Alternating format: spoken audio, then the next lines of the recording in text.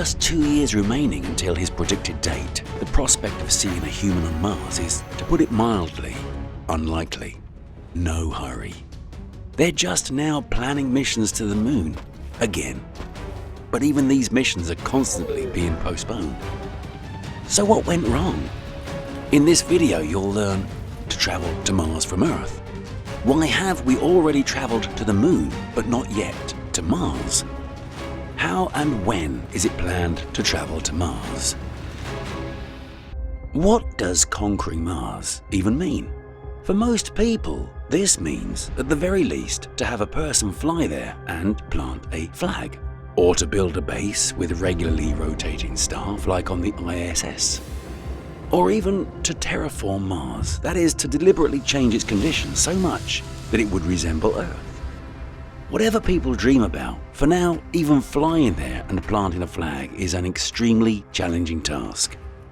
It would be a great achievement if the first interplanetary astronauts managed to reach the red planet, land, and successfully return to Earth.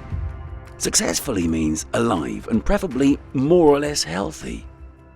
But why is it so difficult?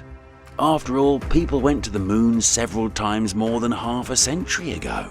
Because sending a person to Mars is, to put it mildly, not the same as going to the moon.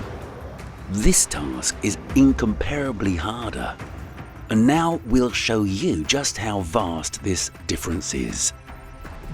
Let's take a step back to fully comprehend this. A human first set foot on the moon on July 20th, 1969. And this wasn't a symbolic mission just to plant a flag. People worked there. There were 6 manned missions in total, and 12 people were lucky enough to walk on its surface.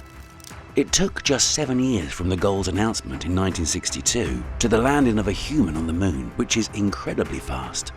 The question is, what's wrong with Mars?